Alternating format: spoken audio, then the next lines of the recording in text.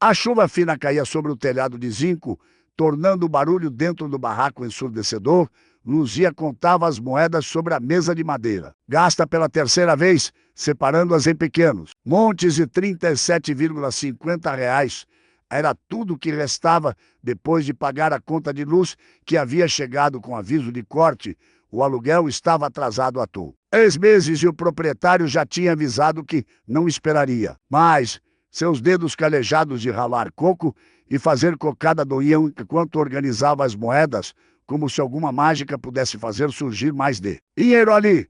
Mainha, tem alguma coisa para comer? Tô com a barriga roncando, disse Taiago, seu filho de 10 anos, entrando na cozinha com o caderno escolar debaixo do braço. O uniforme a escola municipal estava limpo, mas os remendos no cotovelo e o tênis furado nas laterais denunciavam a situação precária.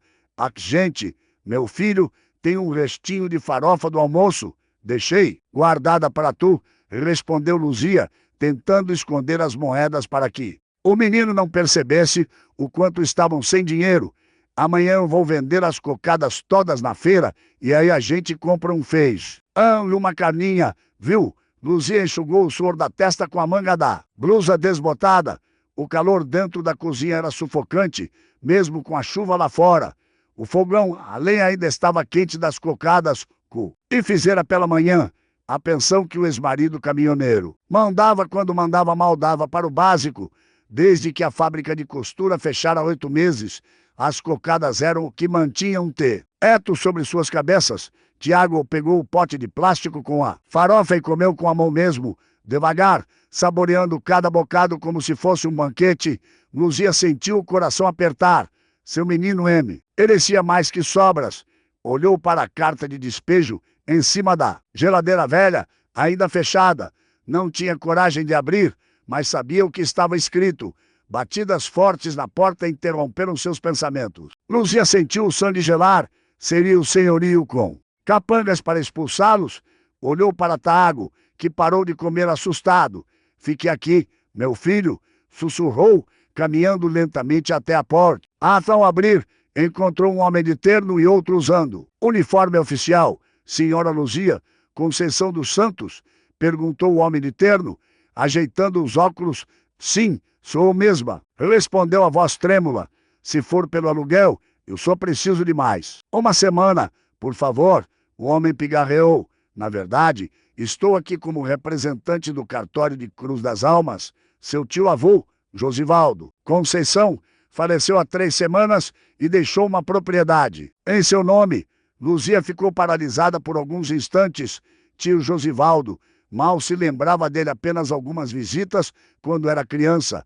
Um senhor carrancudo que vivia sozinho e raramente falava com alguém. Propriedade? Que propriedade? Perguntou confusa. Uma casa com terreno na zona rural de Cruz das Almas. Os documentos estão aqui.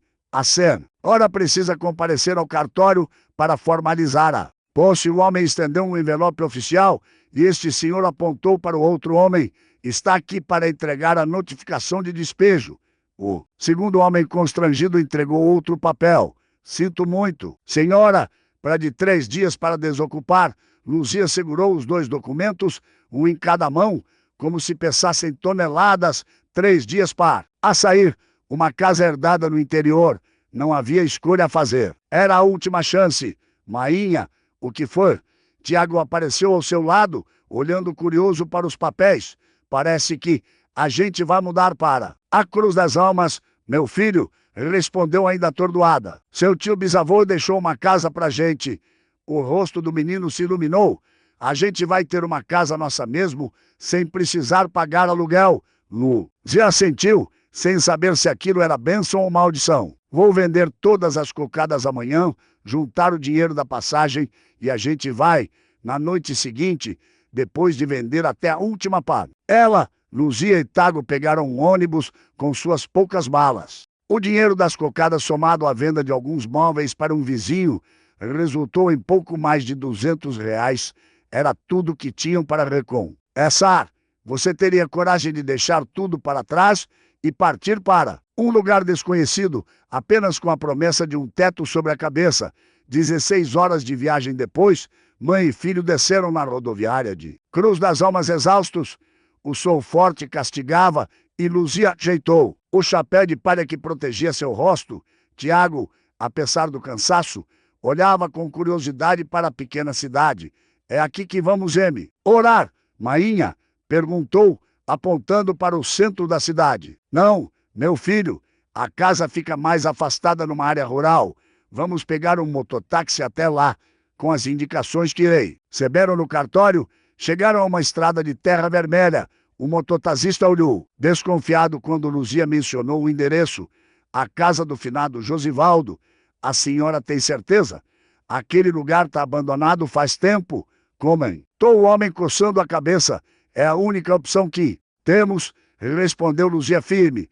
Depois de quase meia hora por uma estrada esburacada, avistaram a propriedade. O coração de Luzia apertou. A casa de taipa estava praticamente em ruínas, com partes das paredes desmoronando. O telhado tinha buracos evidentes e o mato alto tomava conta do terreno.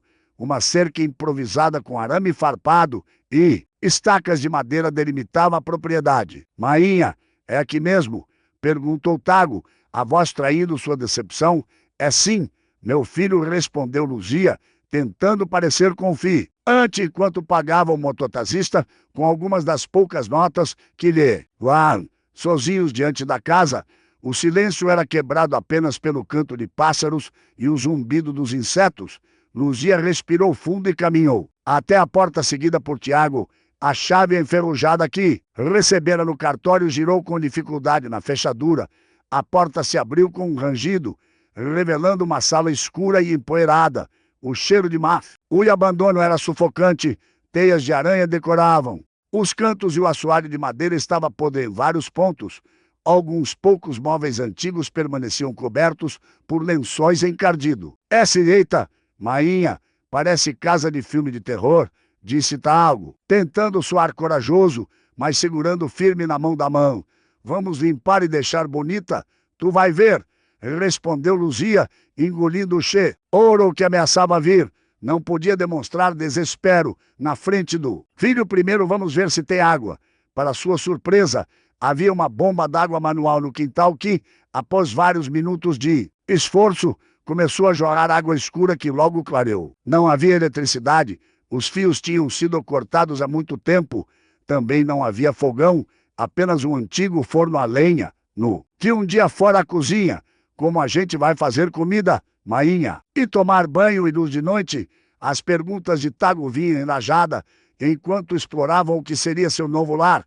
Vamos usar o forno a lenha. Tem muita madeira caída no terreno. A água da bomba serve para banho e comida. E à noite, bem, vamos dormir cedo até conseguir comprar um lampião ou velas, explicou Luzia, improvisando soluções enquanto seu estômago roncava de fome. Vasculharam os armários e encontraram alguns utensílios básicos, panelas antigas, pratos de ágata, talheres enferrujados. Na despensa, potes de alimentos há muito estragados. Não havia nada aproveitável. Quando a noite chegou, Luzia havia conseguido limpar minimamente um dos quartos, onde estenderam os lençóis que trouxeram sobre o colchão velho que encontraram. Comeram um último pedaço de pão que havia sobrado da viagem e beberam água fresca da bomba. Deitados no escuro, mãe e filho se abraçaram para espantar o fer. O que entrava pelas frestas das paredes de tapa. Mainha, a gente vai conseguir, né? Sussurrou Tago sonolento. Vai sim, meu filho. Amanhã eu vou até a cidade. Vejo se consigo vender coca. Eida na feira, arranjar um bico. A gente é forte, sempre deu um jeito. Luzia mal havia fechado os olhos quando ouviu um barulho vindo debaixo do assoalho, como arranhões e algo se movendo. Tiago também ouviu e se agarrou mais forte à mão. Tem alguém embaixo da casa, mainha? Perguntou assustado. Deve ser rato ou algum bicho. Meu filho, essa casa está abandonada faz tempo, mas o barulho continuou ritma. Do estranho demais para ser apenas um animal. Parecia quase humano. Se você estivesse naquela casa escura, com barulhos estranhos vindo do chão, o que faria? O som mal havia nascido. Quando Luzia já estava de pé, dormira pouquíssimo. Assustada com os barulhos que vinham do chão durante toda a noite, observou Tago ainda dormindo e decidiu deixá-lo descansar. A fome apertava. O estômago lembrou de que precisava urgentemente de comida. No quintal, encontrou um pé de coco verde e um velho facão enferrujado na antiga oficina, com habilidade adquirida nos anos de vendedora de cocadas. Quebrou 2 cocos e extraiu a água fresca para o café da manhã. Também achou alguns pés de mandioca crescendo selvagens no terreno. Pelo menos não vamos passar fome. Oxe, murmurou para si mesma, arrancando algumas raízes. Com o facão, recolheu também galhos secos para acender o forno a lenha.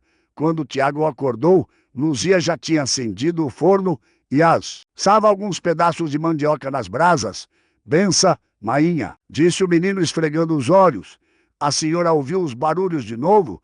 Ouvi não, meu filho, deve ter sido o vento mesmo, mentiu. Entregando-lhe um pedaço de mandioca assada e água de coco num copo de lata encontrado na cozinha. Hoje vou até a cidade ver se consigo vender umas cocadas na feira. Você fica aqui e continua limpando. Que poder! Mas cuidado com o assoalho podre, viu? Posso explorar o quintal também?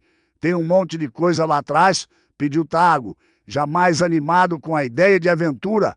Pode, mas cuidado com cobra e escorpião e não vá muito longe, recomendou Luzia. Separando os poucos ingredientes que trouxerara, açúcar, um pouco de coco ralado e canela, Luzia improvisou uma fornada de cocadas no forno. A lenha não ficaram tão boas quanto as que fazia no fogão, mas serviriam para vender. Deixou Tago com recomendações e caminhou os 4 quilômetros até a cidade, sob o sol forte, na feira de Cruz das Almas. As pessoas olhavam com curiosidade para a forasteira que vendia cocadas. Algumas se aproximavam mais por piedade do que interesse no doce. A senhora é parente de seu Josivaldo, né? Perguntou Maci. Senhora idosa que comprara 2 cocadas? Sim, sou sobrinha neta dele, herdei a casa e vim morar lá com meu filho, respondeu Luzia, surpresa por ser reconhecida. A senhora fez o sinal da cruz. Aquela asa tem história. Minha filha, seu Josivaldo era um homem reservado, guardava muita coisa. Dizem que ele tinha segredos da época dos coronéis. Antes que pudesse perguntar mais, a senhora se afastou, deixando Luzia intrigada ao longo do dia. Vendeu quase todas as cocadas e conseguiu juntar dinheiro suficiente para comprar feijão, farinha, um pouco de charque e velas. Também comprou sementes de abóbora e quiabo para plantar. Enquanto isso, Tago explorava o quintal da propriedade.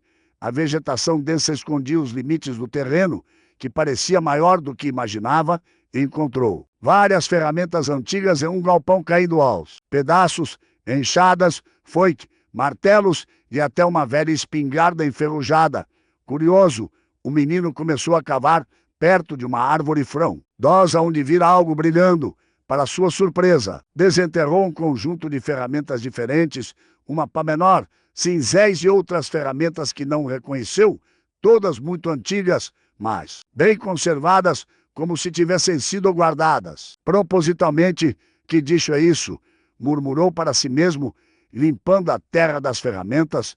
De repente, sentiu que estava sendo observado. Virou-se rapidamente e viu um homem alto, de chapéu de couro e bigode grisalho, montado em um cavalo a poucos metros, na cerca que delimitava a propriedade. Ei, menino, o que tem fazendo aí?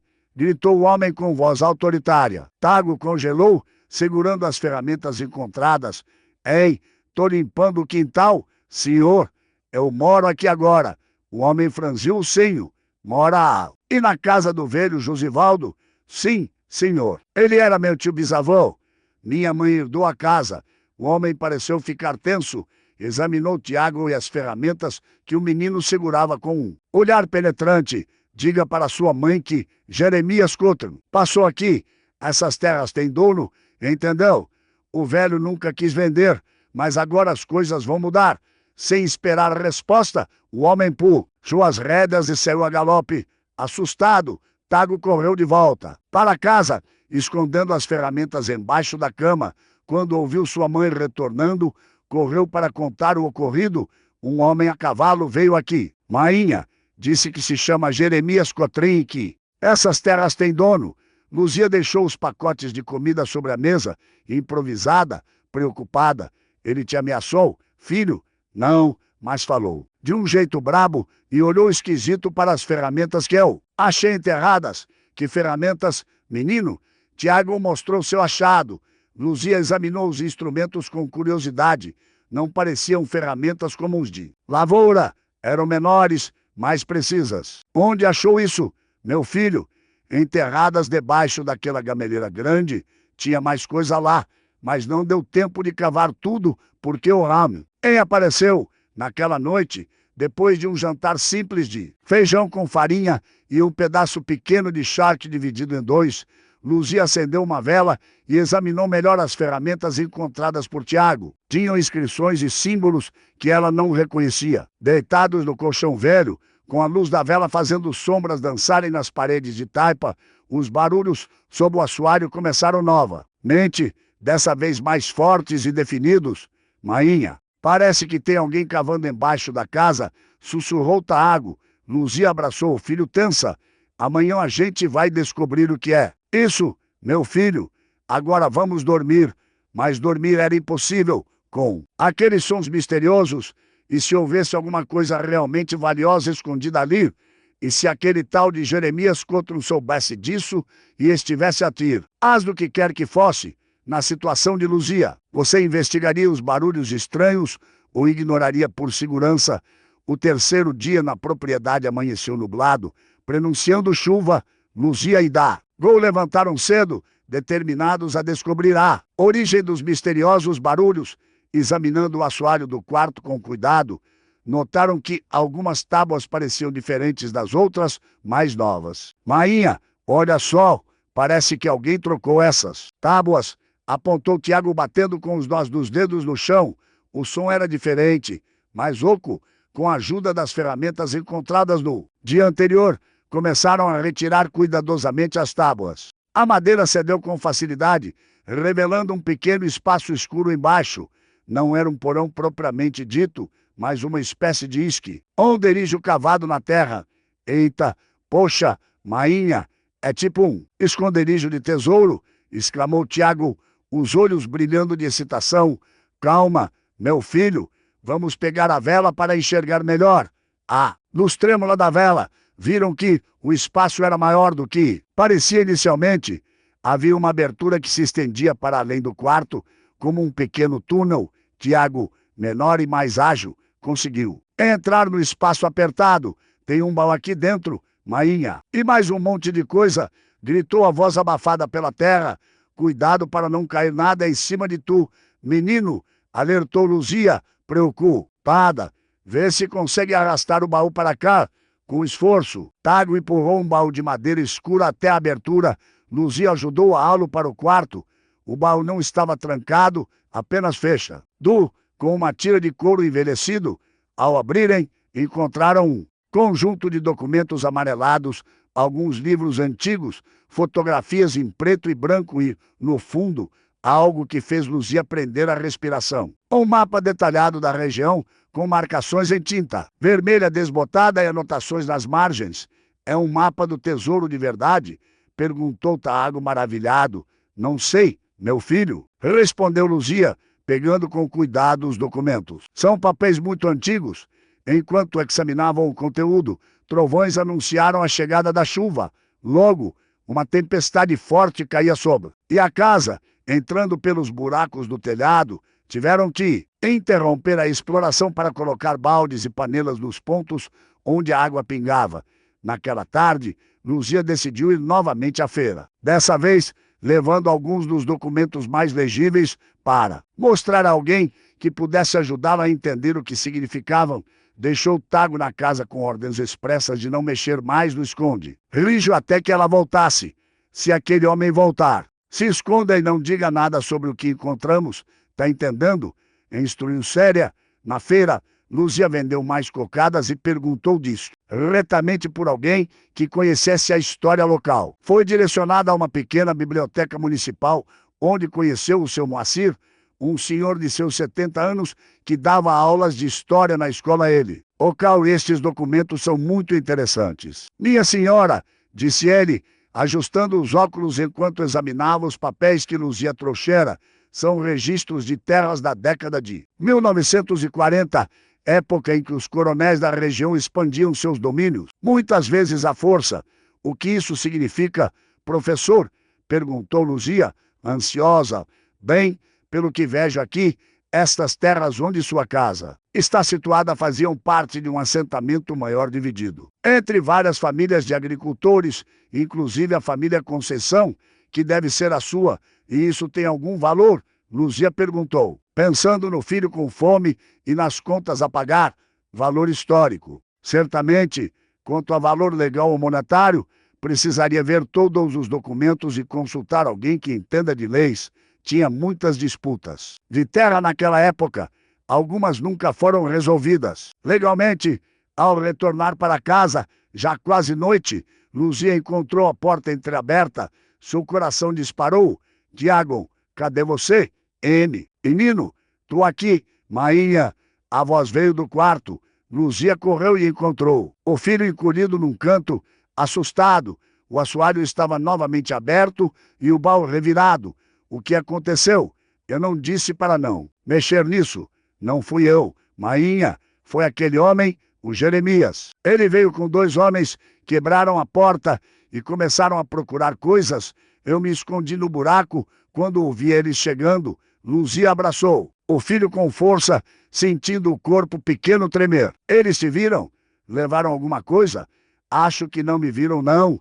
Eles bezeram no baú, mas não acharam o mapa. Eu tinha escondido embaixo do colchão quando a senhora saiu. Tiago pusou o mapa amarelado de seu esconderijo. Luzia olhou para o papel com uma mistura de medo e esperança. O que havia naquele mapa que era tão importante a ponto daquele homem invadir sua casa? Mainha, olha isso, disse Tiago, apontando para uma marcação no mapa. É a nossa casa, tenho certeza.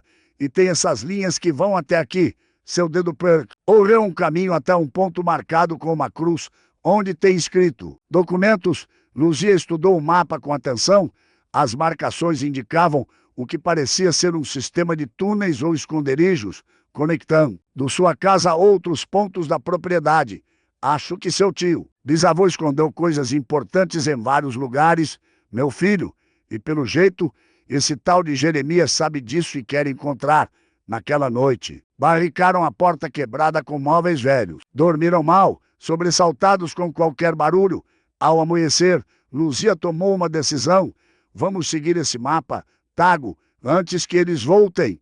Vê, vocês teriam coragem de seguir um mapa misterioso, sabendo que homens perigosos estão atrás do mesmo tesouro? A manhã estava clara quando Luzia e Tago saíram pelos fundos da casa. O mapa, protegido num saco plástico, seguiram as marcações que indicavam um caminho entre arbustos densos até uma área mais afastada da propriedade, onde havia ruínas de um antigo galpão de pedra. Deve ser aqui, Mainha, sussurrou Tago, comparando as ruínas com o desenho no mapa. Com cuidado, exploraram o local. Parte do telhado havia desabado, mas as paredes grossas de pedra permaneciam firmes. No chão de terra batida, encontraram o que parecia ser a tampa de um alçapão coberta de vegetação. Me ajuda a limpar isso, meu filho, disse Luzia, arrancando as ervas que cresciam sob a tampa de madeira, usando uma alavanca improvisada. Conseguiram levantar o pesado alçapão, revelando uma escada que descia para a escuridão. O cheiro de terra úmida e mofo subia do buraco. Oh, a senhora vai descer aí mesmo? Perguntou Tago, dividido entre medo e curiosidade. Vamos junto. Fica pertinho de mim, respondeu Luzia, acendendo uma vela e começando a descer os degraus gansos. O porão era pequeno, com paredes de pedra e teto baixo. Nas prateleiras talhadas na rocha, encontraram caixas de metal seladas. Ao abrirem uma delas, descobriram mais documentos, fotografias antigas e, para a surpresa de ambos, um maço de cartas amareladas. Olha, Mainha, tem nome e data, exclamou Tiago, apontando para o cabeçalho de uma das cartas. Luzia leu em voz alta: Cruz da S. Almas, 15 de maio de 1943, camarada Josivaldo. As cartas revelavam uma história que Luzia jamais imaginara. Seu tio bisavô Josivaldo tinha sido parte de um movimento de resistência contra os grandes fazendeiros que expulsavam famílias de suas terras. Na década de 1940, o grupo documentava as atrocidades, guardava escrituras originais e mantinha registros das famílias expulsas. Eita, meu Deus, isso aqui é dinamite pura, murmurou Luzia. Percebendo a importância do que tinha em mãos, entre os documentos encontraram escrituras originais de terras, incluindo uma grande área que, segundo os mapas, agora pertencia à Fazenda Santa Cruz, propriedade do coronel Jeremias Cotro, filho do homem que havia expulsado as famílias originais. Por isso ele quer tanto essas terras, mainha. Ele sabe que o tio bisavô guardou provas que podem tirar a fazenda dele. Recolheram todos os documentos que puderam carregar e subiram apressadamente. Ao saírem do galpão, viram uma nuvem de poeira na estrada principal, veículos se aproximando da propriedade. Corre, Tago, eles estão voltando. Luzia agarrou a mão do filho e correram por entre as árvores, buscando se esconder na vegetação densa de um ponto elevado. Viram 3 caminhonetes parando em frente à casa.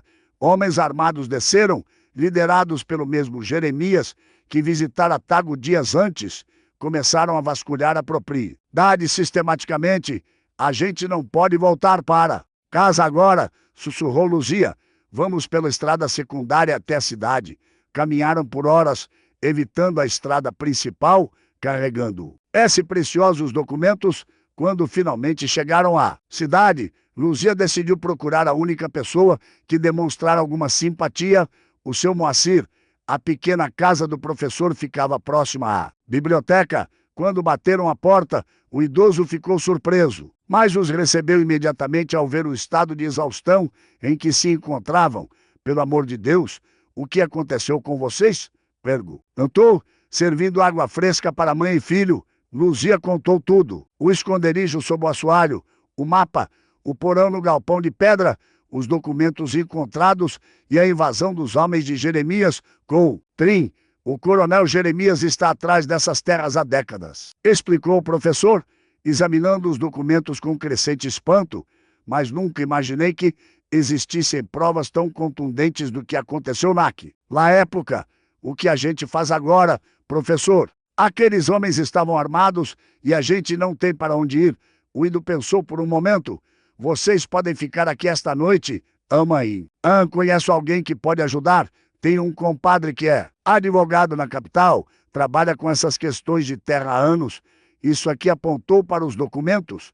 Pode mudar a história de muitas famílias da região. Naquela noite, enquanto Tago finalmente dormia exausto num colchão improvisado, Luzia ficou acordada lendo as cartas de seu tio bisavô. À luz de um lampião, descobriu que Josivaldo havia sido um homem corajoso que arriscara a própria vida para preservar a verdade e lutar pela justiça. O senhor deixou esse fardo para mim por alguma razão? Sussurrou para o retrato amarelado de Josivaldo, que encontrara entre os documentos. Não vou desapontar o senhor. Se você descobrisse que sua família tem um passado de luta e resistência, enfrentaria poderosos para honrar esse legado, mesmo colocando sua segurança em risco. Na manhã seguinte, seu Moacir saiu cedo para telefonar da agência dos Correios para o compadre advogado. Os telefones residenciais eram raros. Essa em Cruz das Almas em 1990 e o orelhão mais próximo ficava a 2 quadras. Luzia e Tago permaneceram na casa, temerosos de serem vistos na cidade pequena, onde notícias corriam rápido. Mainha, a senhora acha que a gente vai poder voltar para nossa casa? Perguntou Tago enquanto comia um pedaço de beiju que o professor deixara para o café da manhã. Não sei, meu filho. Ei, respondeu Luzia, sincera, passando a mão pelos cabelos crespos do menino. Mas seja como for, a gente vai ficar junto. Seu Moacir retornou com um semblante preocupado. Meu compadre Geraldo está viajando, só volta daqui a 2 semanas. Não podemos esperar tanto. E agora? Perguntou Luzia, o desespero retornando. Tenho outra ideia, respondeu o velho professor. Vou falar com Dona Zefa. ela é a pessoa mais antiga da cidade. Deve ter conhecido seu tio bisavô e saberá mais sobre essa história. Enquanto esperavam, continuaram examinando os documentos. Entre eles, encontraram uma lista com nomes de famílias que haviam sido expulsas de suas terras: Conceição, Santana, Ferreira, Oliveira, Santos e outras dezenas. Ao lado de cada nome, detalhes das propriedades confiscadas e para onde as famílias haviam sido dispersadas. "Olha isso, professor!" exclamou Luzia, apontando para um nome na lista: Zefa dos Santos. "Não é a mesma Dona Zefa que o senhor falou?" Seu Moacir ajustou os óculos. "Dona Zefa? Sim, deve ser ela mesma. É uma das mais antigas moradoras da região. Eu preciso falar com ela. Talvez saiba mais sobre meu tio bisavô e o que aconteceu naquela época. Com cautela, o professor trouxe Dona Zefa até sua casa no final daquele dia. A idosa, de quase 90 anos, caminhou lentamente apoiada em sua benguila de madeira talhada. Seus olhos ganharam um brilho novo quando viu Luzia. "Eu sabia que tinha algo de familiar em tu, menina", disse a senhora, sentando-se com dificuldade. "Tu é a cara da tua bisavó, Antônia?" "A senhora conheceu minha bisavó?" perguntou Luzia, surpresa. "Conheci sim. Éramos quase vizinhas antes da expulsão. Teu tio bisavô, Josivaldo, era muito amigo do meu pai. Eles faziam parte da Liga dos Poceiros. Por horas, Dona Zefa contou histórias daqui. Lá tempo, como as famílias viviam em comunidade, cultivando a terra em regime de mutirão, como os grandes fazendeiros, liderados pelo velho Cotrim, pai de Jeremias, contrataram jagunços para expulsar as famílias usando violência, como as casas foram queimadas, plantações destruídas e algumas pessoas simplesmente desapareceram. Josivaldo era um dos poucos que sabia ler e escrever. Ele registrava tudo, guardava documentos, tirava fotografias. Com uma máquina velha, a gente achava que ele tinha morrido naquele tempo, mas ele conseguiu escapar. E por que ele voltou para viver sozinho naquela casa? Perguntou Luzia, para guardar as provas. "Minha filha, ele sabia que um dia alguém da família ia voltar e encontrar o que ele escondeu. Agora tu trouxe essa verdade de volta." Dona Zefa olhou fixamente para Luzia com seus olhos enevoados pela catarata. "Tu tem noção do perigo que está correndo, né? Os Cotrim ainda são poderosos por aqui. O velho morreu, mas o filho J. Jeremias é pior. Tem políticos e até juiz na família. Eles nunca vão querer que esses documentos venham à tona. Mas eu não tenho escolha, Dona Zefa. Aquela casa é tudo que eu e meu filho temos agora." A idosa sorriu, revelando poucos dentes. "Tu é corajosa igual teu tio. Que Deus te proteja, minha filha." Enquanto conversavam, Tiago, que estivera brincando no quintal, entrou correndo na sala. "Mainha, tem homens perguntando sobre a gente na rua." Ouvi eles falando com um vizinho da frente. Seu Moacir espiou pela janela. "São capangas do coronel Jeremias. Precisamos esconder vocês. Leve eles para minha casa", disse Dona Zefa, firmando-se na bengala. "Ninguém vai desconfiar de uma velha como eu." Rapidamente reuniram os documentos e saíram pelos fundos da casa do professor. Caminharam por becos estreitos até chegarem a uma pequena casa de taipa, bem conservada no fim de uma rua de terra. O interior era simples, mas limpo e acolhedor, com imagens de santos nas paredes e o cheiro de erva secando no teto. "Fiquem aqui enquanto eu penso em alguma coisa", disse Dona Zefa. "Vou preparar um café para vocês." Enquanto a idosa mexia no fogão a lenha, Luzia continuou a examinar os documentos. Agora com Dona Zefa explicando quem eram as pessoas nas fotografias e a história por trás de cada registro. A cada revelação, o sangue de Luzia fervia mais com a injustiça sofrida por sua família e tantas outras. "Olha, minha filha, reconhece esse aqui?" perguntou Dona Zefa, apontando para um homem numa foto desbotada. "É o velho Cotrim e esse do lado dele, com a cara de quem comeu e não gostou, é o Tenente Brandão, que virou delegado e ajudou na expulsão das famílias." Luzia franziu o senho. "O nome dele é familiar. O filho dele é o atual delegado da cidade", explicou a idosa. "Por isso disse que não adianta ir na polícia." Naquele momento, batidas fortes soaram na porta. todos congelaram. Dona Zefa fez sinal para que Luzia e Tago se escondessem no quarto dos fundos. Fica quietinho, meu filho, sussurrou Luzia, abraçando Tago com força. Pela fresta da porta, observaram Dona Zefa atender. Era um homem que Luzia nunca tinha visto, mas pela postura e tom de voz, parecia ser alguém importante. Dona Zefa, a senhora viu aquela mulher que dizem que é sobrinha do velho Josivaldo? Estamos procurando por ela, e porque o senhor acha que ela viria para minha casa, doutor Agenor? Respondeu a idosa, fingindo-se confusa. A senhora era amiga do velho. É natural que procurasse a senhora.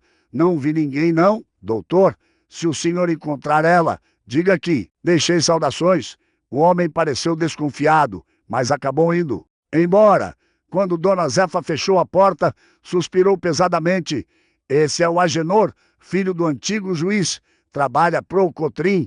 A cidade inteira atrás de vocês. Não é seguro ficar aqui por muito tempo. Tiago, que estivera quieto até então, pusou a manga da blusa de sua mão. Mainha, eu vi uma coisa naquele baú que a gente abriu direito. O que, meu filho? Tinha uma carta dobrada num envelope com seu nome. Luzia franziu o senho. Com meu nome? Como assim? Estava escrito para minha sobrinha neta Luzia, quando ela vier. Eu não falei antes, pô. Aqui estava com medo daqueles homens. Dona Zefa regalou os olhos murchos. Josivaldo sabia que tu viria. Cadê essa carta? Menino, Tago tirou do bolso um envelope amarelado e amassado. Luzia o abriu-se, com mãos trêmulas e começou a ler. Querida Luzia, se está lendo isto é porque finalmente encontrou o que guardei por tantas décadas. Sei que não me conhece bem, pois precisei manter distância para proteger a família, mas sempre a observei de longe. Desde pequena, sabendo que um dia seria você quem continuaria nossa luta, os documentos que encontrou são a prova da maior injustiça cometida contra nosso povo. Mas há mais. No porão da casa principal da fazenda Santa Cruz está o cofre, onde o velho Cotre guardava as escrituras originais e também o dinheiro que roubou de nossas famílias. A chave está escondida no lugar que só um Conceição saberia procurar, debaixo da pedra com formato de coração no riacho atrás de nossa casa. Seja corajosa, mais prudente, S. Eu tio que sempre amou, Josivaldo. Luzia deixou o papel cair sobre a mesa, atônita. Dona Zefa e seu Moacir trocaram olhares preocupados. Ele quer que eu entre na fazenda do Cotre, murmurou Luzia, incrédula. Isso é loucura. Talvez não respondeu seu Moacir após alguns momentos de silêncio. Se conseguirmos essas escrituras originais, podemos processar os Cotrim e recuperar as terras. Seria uma revolução na região, mas é muito perigoso, alertou Dona Zefa. A fazenda é bem vigiada. E como eu entraria lá? Perguntou Luzia. Tem gente nossa que trabalha lá dentro? Disse Dona Zefa baixando a V. Minha neta Josefa é cozinheira na fazenda. Ela poderia ajudar. Luzia olhou para Tago, que a observava com olhos ansiosos. A ideia de arriscar-se daquele modo, com um filho para proteger, parecia loucura. Mas essa então pensou em todas as famílias que haviam perdido suas terras, em seu tio bisavô, que passara a vida guardando aquelas provas, esperando esse momento. Vou pensar nisso, disse final. Primeiro precisamos encontrar a tal chave. Naquela noite, enquanto Tago dormia, Luzia, Dona Zefa e seu Moacir elaboraram um plano. Precisavam voltar à propriedade de Josivaldo para encontrar a chave, mas precisavam ser cautelosos, pois certamente o local estaria vigiado. Meu afilhado Tony pode levar vocês, disse Dona Zefa. Ele conhece aquelas terras como a palma da mão. Saberá como evitar os homens do coronel. Na manhã seguinte, um jovem magro de seus 20 e poucos anos apareceu na casa de Dona Zefa. Tinha o semblante sério e falava pouco. A filha de uma das famílias que haviam sido expulsas de suas terras e crescera ouvindo as histórias de injustiça. Vamos de noite, disse ele. Conheço um caminho pelo brejo que ninguém usa. Dá para chegar aos fundos da propriedade sem ser visto. Luzia sentiu, o coração apertado com a perspectiva do perigo, mas determinada a seguir em frente. Naquela tarde, enquanto esperavam anoitecer, seu Moacir trouxe notícias alarmantes. O coronel Jeremias está furioso. Ofereceu recompensa para quem encontrar vocês e os documentos. Está dizendo por aí que vocês roubaram coisas de valor da casa. Que mentira descarada! Exclamou Luzia indignada. É como eles fazem, explicou Dona Zefa. Transformam a vítima em criminoso. Foi assim que conseguiram expulsar tantas famílias há décadas. Quando a noite caiu, Luzia, Tiago e Tonho partiram pelos fundos da casa de Dona Zefa.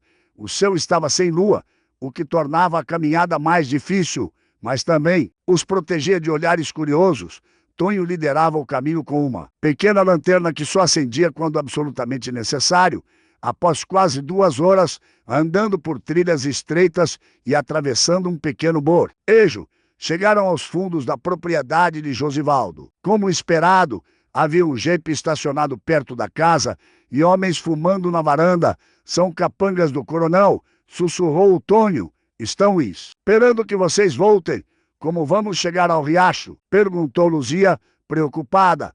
Por aqui, respondeu Tono, indicando uma trilha quase invisível entre arbustos densos, contornando a propriedade. Chegaram ao pequeno riacho mencionado na carta. A água corria fraca, típica da estação seca, revelando várias pedras no leito. Onde estará a tal pedra em formato de cora? São, murmurou Luzia, olhando ao redor. Ali, Mainha, apontou Tiago, mostrando uma pedra maior que as outras, que realmente lembravam um coração quando vista de certo ângulo. Com cuidado, Tonho entrou na água rasa e levantou a pedra. Embaixo dela, enrolada em um pedaço de couro encerado, estava uma chave antiga, grande e pesada. Achamos, sussurrou Luzia, emocionada. Agora precisamos entrar na fazenda. Santa Cruz. Não, hoje, alertou Tonho. Tem muita gente procurando vocês. Vamos voltar para a casa de vovó Zefa e planejar o próximo passo. Na volta, tiveram que se esconder várias vezes quando ouviram vozes e viram lanternas cortando a escuridão. A busca estava se intensificando. Ao chegarem à casa de Dona Zefa, encontraram a idosa rezando um terço, preocupada com a demo. Seu Moacir também estava lá com notícias. O compadre Geraldo ligou. Vai voltar antes do previsto em 3 dias. Disse que conhece um procurador em Salvador que pode nos ajudar se tiver os provas suficientes. Precisamos das escrituras originais, respondeu Luzia, mostrando a chave encontrada. E elas estão dentro da casa do homem que está tentando nos matar. Você arriscaria tudo para recuperar documentos escondidos na casa de seu inimigo, mesmo sabendo que sua vida e a de seu filho estão em perigo. A manhã seguinte trouxe mais notícias preocupantes. Os homens do coronel Jeremias haviam visitado a escola municipal perguntando sobre Tagle e também foram ao posto de saúde procurando registros de Luzia. A rede se fechava em torno deles. Naquele mesmo dia, a neta de Dona Zefa, Josefa, veio visitá-la depois de seu turno na cozinha da fazenda Santa Cruz. Eles estão doidos atrás de vocês, contou a jovem de pouco mais de 20 anos. O coronel não dorme direito, vive falando nos documentos e dizem que ele mandou revirar a casa do finado Josivaldo de cima a baixo até o telhado. Você conseguiria nos ajudar a entrar na fazenda? Perguntou Luzia diretamente. Jota, Josefa regalou os olhos. A senhora tá doida? Aquele lugar é uma fortaleza, tem homem armado em todo o canto, mas você trabalha lá dentro, conhece a rotina, as entradas e saídas. Insistiu Luzia. A jovem hesitou. Bem, tem o dia da entrega da feira. Toda quinta-feira de manhã. É quando o movimento é maior, com caminhões e fornecedores entrando e saindo, e o coronel sempre sai para cidade nesse dia para resolver negócios no banco. Um plano começou a se formar. Com a ajuda de Josefa, traçaram um esquema para entrar na fazenda disfarçados de fornecedores de verduras. Tain conseguiria um caminhão emprestado com seu tio, que vendia produtos na feira. Luzia e Tago se esconderiam entre os caixotes de legumes. A casa grande fica a uns 300 metros da entrada, explicou Douça. Vocês teriam que passar pelo pátio sem serem vistos. O porão fica nos fundos com entrada pela despensa da cozinha. Mas você disse que tem homens armados por toda parte, lembrou Luzia, preocupada.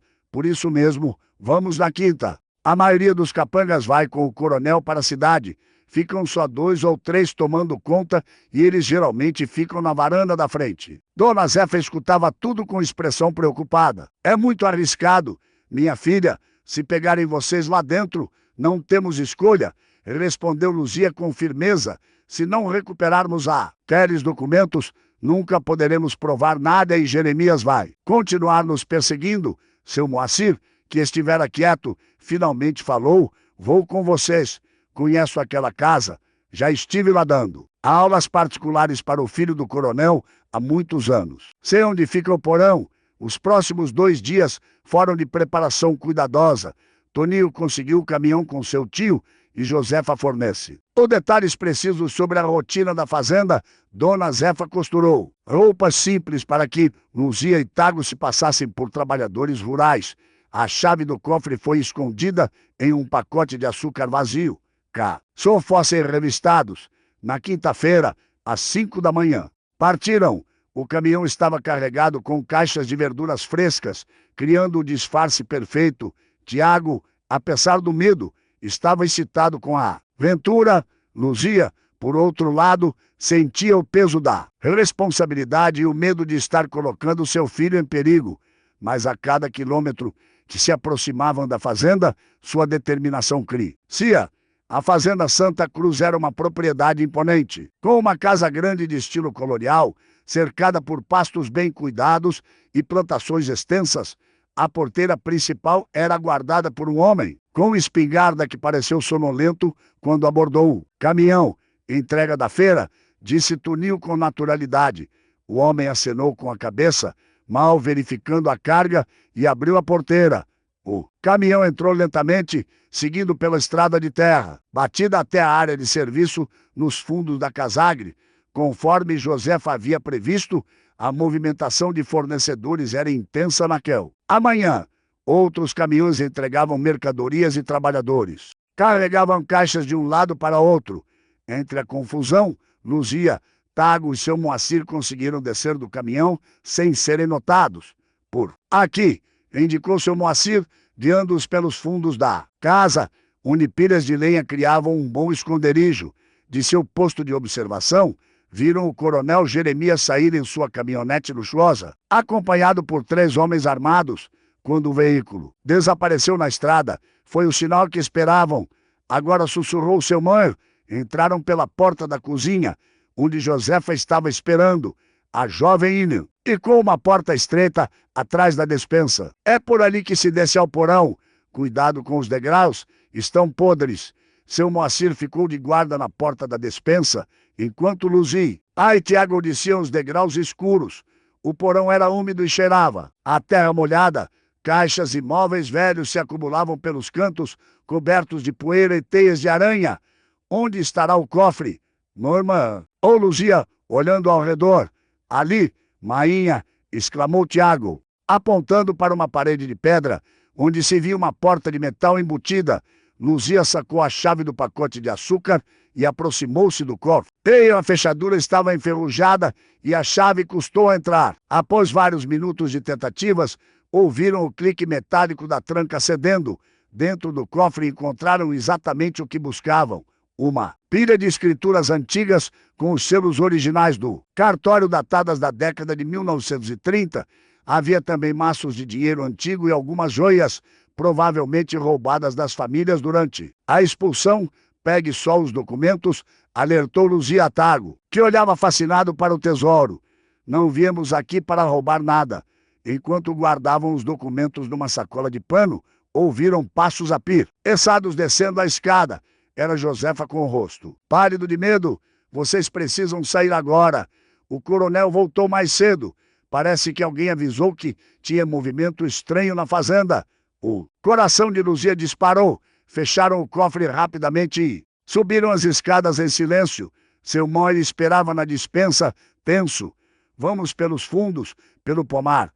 O caminhão do Tonho está esperando. Perto do curral, sussurrou Josefa. Saíram pela porta da cozinha e correram abaixados entre as árvores frutíferas. De repente, ouviram gritos vindos da casa. Tem gente aqui dentro. Revirem tudo. Acelerar. A um passo. Luzia segurando firme a mão de Tago. O menino, apesar do medo, mantinha-se em silêncio, entendendo a gravidade da situação. Estavam quase chegando ao curral quando um homem surgiu do nada, apontando uma espingarda. Parados aí. O tempo pareceu congelar. Luzia colocou-se instintivamente na frente de Tago, enquanto seu Moacir avançava um passo. Zé Pequeno, disse o professor com voz calma, você me conhece desde que era menino. Eu te dei aulas na escola municipal. O homem hesitou, a espingarda ainda apontada. Professor Moacir, o que o senhor está fazendo aqui? Ajudando a corrigir uma injustiça de muitos anos. Seu pai, Zé Grande, foi uma das pessoas expulsas destas terras. Ou já esqueceu disso? Zé Pequeno baixou ligeiramente a arma. O sembla, anticonfuso. Os documentos que essa mulher carrega provam que as terras do seu pai foram roubadas pelo velho Cotrim, que muitas famílias, inclusive a sua, deveriam ser as verdadeiras donas desta fazenda. Ele. Longo silêncio se seguiu. Ao longe, ouviam-se gritos e latidos de cães. A busca intensificava-se. Vão, disse finalmente Zé Pequeno, abaixando a espingarda. Saiam pelo portão do curral. Vou dizer que não vi ninguém, sem perder tempo. Correram até o caminhão, onde Tani esperava ansioso. Pularam na carroceria e se esconderam debaixo de uma lona, entre as caixas vazias de verdura. Abram o portão, gritou Tani para o guarda. Já entreguei tudo. Preciso voltar para a cidade. O guarda, distraído com a comoção vinda da casa grande, abriu o portão sem fazer muitas perguntas. O caminhão saiu acelerando pela estrada de terra. Só quando estavam a vários quilômetros de distância, Luzia permitiu-se respirar mais tranquila. Os documentos estavam seguros com ela. Conseguimos, Mainha, comemorou Tago em voz baixa. Conseguimos, meu filho, respondeu ela, abraçando-o com força. Seu tio bisavó ficaria orgulhoso de você. De volta à cidade. Dirigirão-se diretamente ao cartório, onde o compadre de seu mãe, o advogado Geraldo, os esperava. Ele examinou os documentos com crescente admiração. Isso é inacreditável, disse ele. São as escrituras. As originais com todos os carimbos e registros. E estas aqui, apontou para outras folhas, são as ordens de despejo forjadas que o velho Cotomo usou para expulsar as famílias assinadas por juízes que estavam em seu bolso. E o que isso significa para nós? Perguntou Luzia. Significa que podemos entrar com um processo de reintegração de posse para todas as famílias listadas aqui. Vai ser uma bata. E a longa, os Cotrim têm muito poder, mas com estas provas, antes que pudesse terminar, a porta do cartório se abriu com violência. O coronel Jeremias entrou, acompanhado por 2 homens armados e pelo delegado local. Estão todos presos, bradou o delegado, por invasão de propriedade e roubo. Geraldo se interpôs com calma. Que roubo, delegado?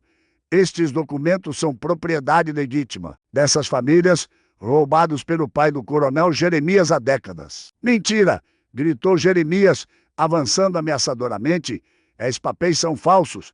Essa mulher e esse moleque invadiram minha casa. Tem os testemunhas, continuou Geraldo impassível, pessoas que viram quando as famílias foram expulsas à força, pessoas que viram quando os capangas do seu pai queimaram casas e ameaçaram gente inocente. Ei, quem vai acreditar nesse bando de pé rapado? Zombou Jeremias. Eu sou dono dessas terras há mais de 50 anos. Nesse momento, o tabelião, um senhor idoso, que assistia a tudo em silêncio, levantou-se de sua cadeira. Eu acredito, disse com voz firme. Eu era menino quando isso aconteceu, mas me lembro bem. Meu pai era o tabelião antes de mim e ele nunca se perdoou por registrar aqueles documentos falsos sob a ameaça do velho Cotrim. Um silêncio pesado caiu sobre a sala. O delegado parecia desconfortável, olhando do tabelião para o coronel, sem saber o que fazer. Estes documentos, continuou o tabelião pegando as escrituras. Originais, são autênticos, conheço o selo e a assinatura do meu pai, e esta ordem de despejo apontou para outro papel. É uma fraude. E grosseira. Isso é um absurdo. Explodiu Jeremias. Delegado. Prenda todo mundo agora. O delegado hesitou, o semblante confuso. Foi quando a porta se abriu novamente e uma multidão começou a entrar no cartório. Eram dezenas de pessoas, velhos e jovens, liderados por Dona Zefa, que avançava determinada, apoiada em sua benguila. Viemos buscar o que é nosso por direito, declarou a idosa, Enki, arando o coronel sem medo. 50 anos de injustiça é tempo. Demais, Jeremias recuou um passo, assustado com a quantidade de gente que continuava a entrar. Isso é um motim? Delegado, faça alguma coisa. Sal mais o delegado, vendo-se cercado por dezenas de olhares, acusadores, inclusive de muitos que eram seus vizinhos e conhecidos, baixou a arma. Coronel, acho melhor resolvermos isso legalmente. Se os documentos são autênticos, traidor, gritou Jeremias, avançando para o delegado. Seu Moacir se interpôs, levando um empurrão que o fez cair. A multidão reagiu, avançando em díris. Ao coronel e seus capangas, parem, gritou Luzia, colocando-se entre os dois grupos. Não é assim que vamos resolver. Já tivemos violência demais nessas terras. A autoridade em sua voz fez todos pararem. Luzia continuou. Esses documentos provam que muitas famílias, inclusive a minha, foram expulsas ilegalmente de suas terras. Não queremos vingança, queremos justiça e vamos conseguir, completou Geraldo, adiantando-se. Estes papéis serão levados ao juiz federal. Em Salvador, um juiz que os contra não podem comprar ou ameaçar.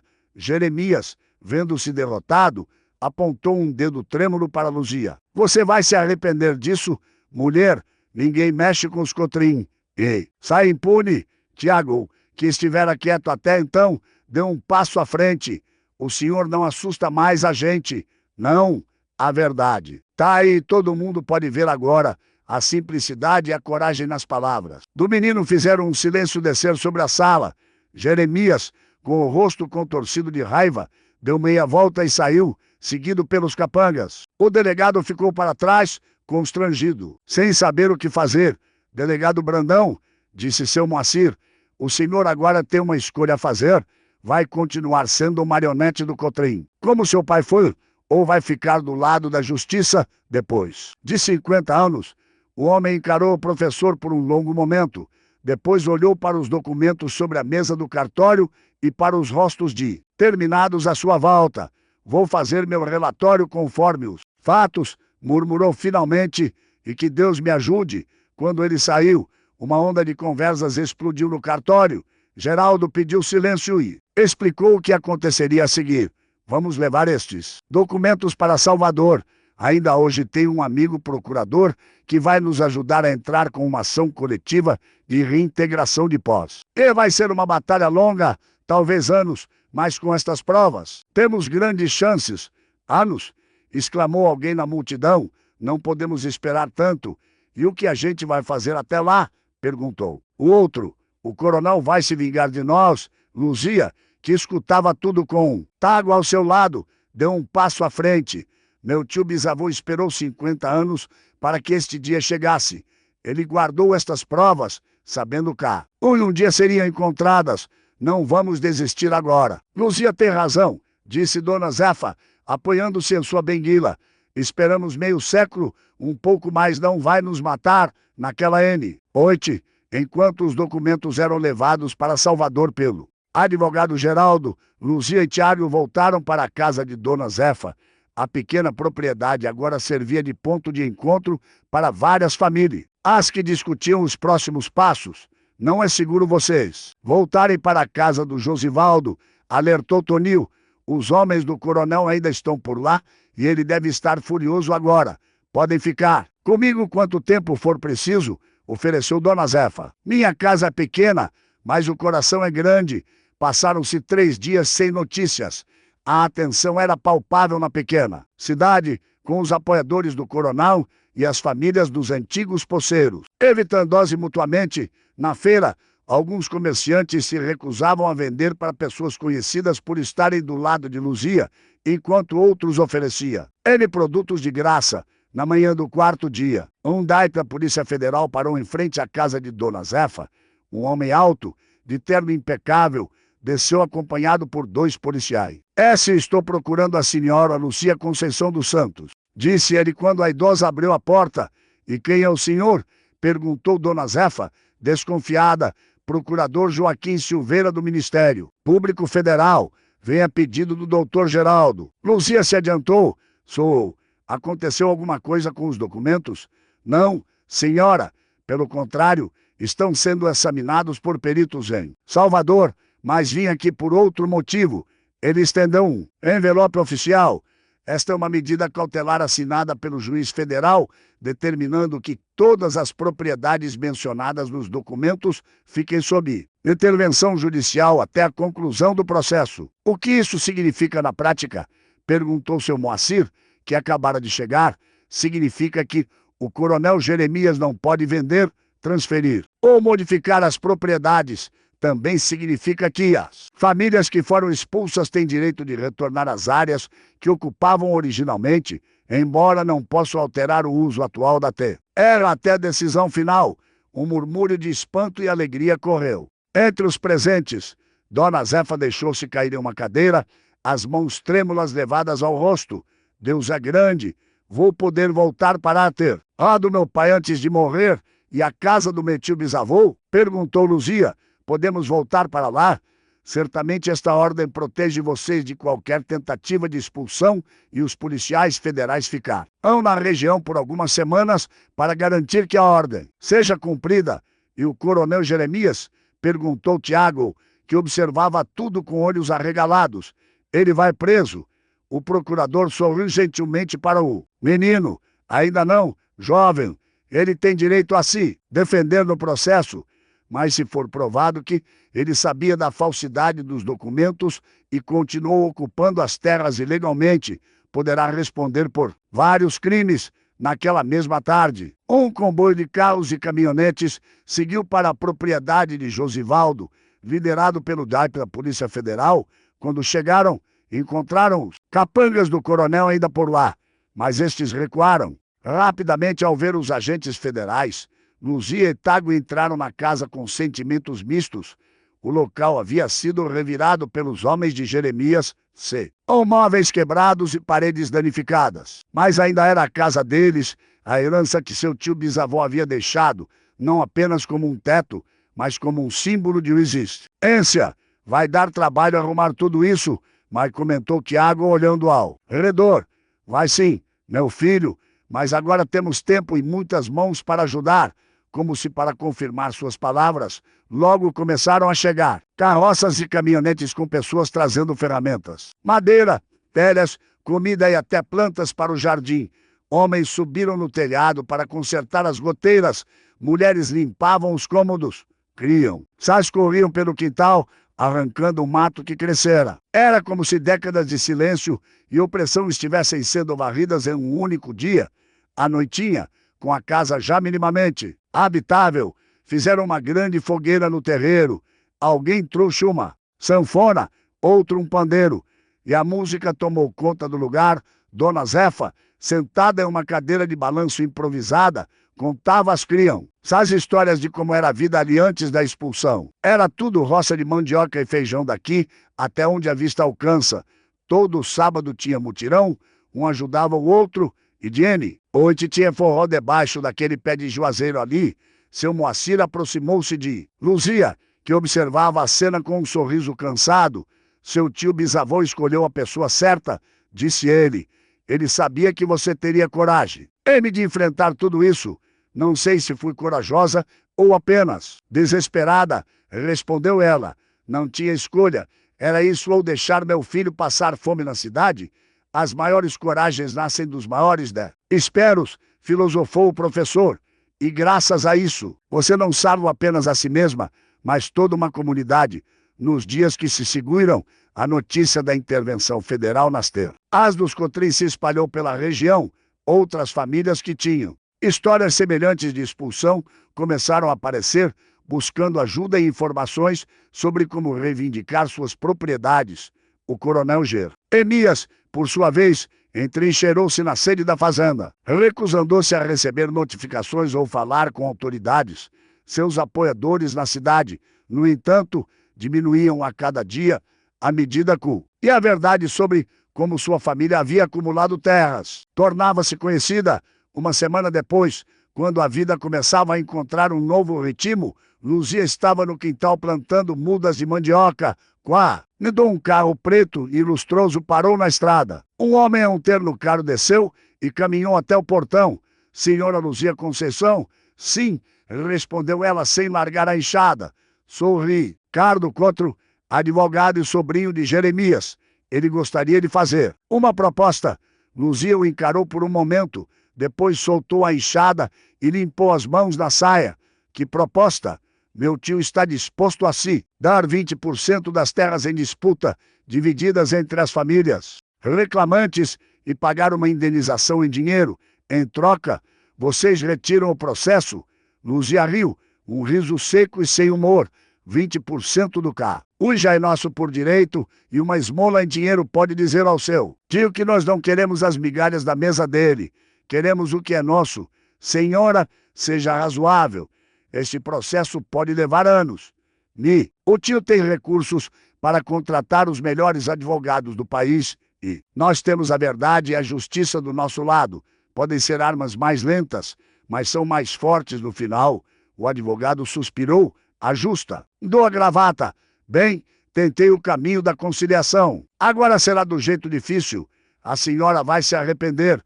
Quando ele partiu, Tago saiu de trás de um pé de caju, onde estivera. Ouvindo a conversa, a senhora foi muito corajosa, mainha. Não teve medo dele? Luzia sorriu para o filho, bagunçando seus cabelos. Tive sim, meu filho, mas tem horas que a gente precisa ter mais. Esse coragem que medo. Aquela noite, porém, trouxe um novo teste a coragem de Luzia. Por volta da meia-noite, gritos e latidos de cachorro acordaram todos. Ao saírem às pressas, viram chamas altas consumindo o galpão nos fundos da propriedade. Fogo, socorro, gritavam os vizinhos, já formando uma corrente com baldes d'água. Por horas lutaram contra as chamas, conseguindo impedir que se espalhassem para a casa principal. Mas o galpão ficou reduzido a cinzas. Quando o dia amanheceu, revelando os danos, encontraram restos de uma garrafa quebrada e o cheiro de gasolina. Foi incêndio criminoso, concluiu o delegado Brandão, que aparecera para investigar. Alguém jogou o coquetel molotov no telhado do galpão.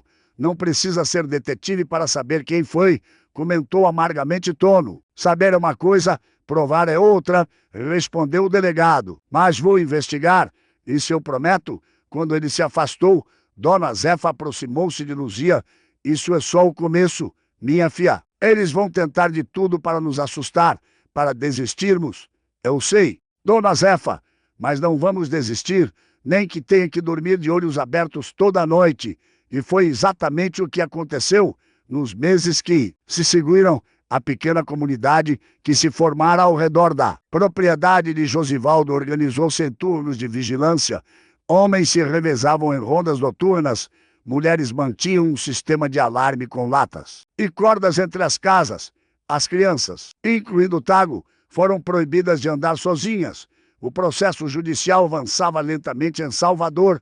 A cada mês, o advogado Geraldo trazia notícias, uma perícia nos documentos confirmando sua autenticidade, um depoimento importante, uma decisão favorável de um juiz, mas também vinham contratempos, recursos dos advogados de Jeremias, manobras para atrasar o processo, tentativas de desqualificar as provas. Enquanto isso, a vida seguia seu curso. Luzia conseguiu formar uma pequena cooperativa de doces com outras mulheres da comunidade. Compraram equipamentos básicos e começaram a produzir em maior escala, vendendo não apenas na feira local, mas também em cidades vizinhas.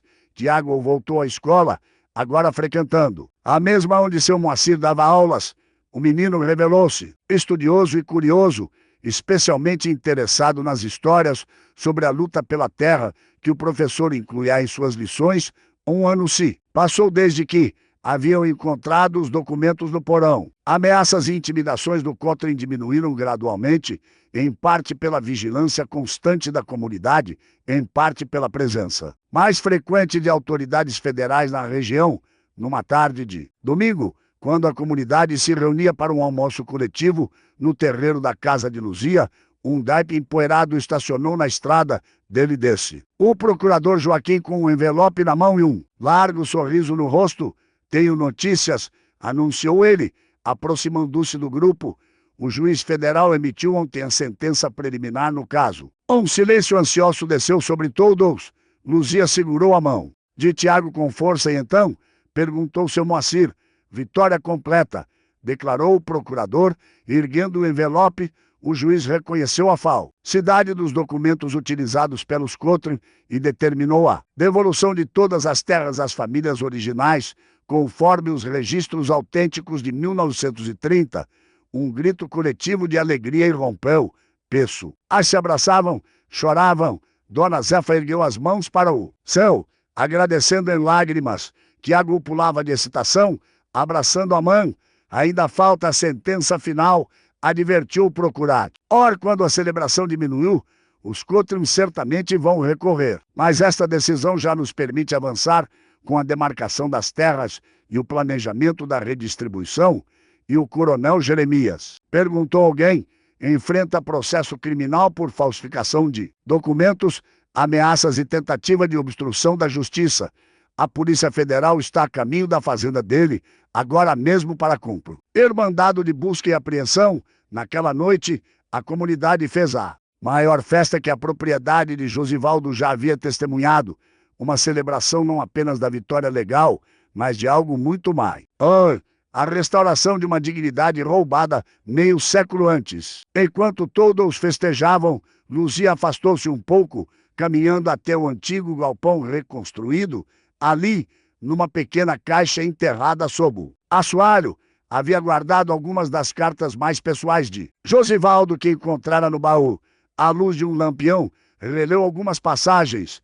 Um dia, quando a injustiça parecer ter vencido, quando ou se o povo estiver quase esquecendo quem realmente somos, alguém virá, alguém da nossa família, com sangue de lutador nas veias, que não se curvará aos poderosos.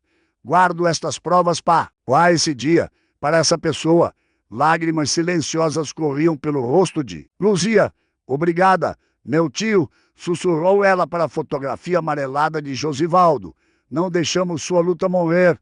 Uma voz infantil interrompeu seus pensamentos. Mainha, a senhora está chorando? Tiago estava parado na porta do galpão, olhando-a com curiosidade. Tô não, meu filho, é só poeira no olho, mentiu e, lá, enxugando rapidamente as lágrimas. O menino se aproximou, sentando-se ao seu lado no chão de terra batida. O seu mãe me contou que o tio bisavô Josivaldo era um herói, que ele lutou sozinho por muitos anos, para guardar a verdade. E ele era mesmo, confirmou Luzia. Um herói que ninguém conhecia, que lutava em silêncio, igual a senhora, disse Tiago com simplicidade. A senhora também é uma heroína. Todo mundo diz isso. Luzia sorriu abraçando o filho. Não sou heroína não, meu filho. Sou uma mãe que queria um futuro melhor para o seu menino. E conseguiu, né? A gente tem a casa agora e todo mundo junto. Conseguimos sim, meu filho.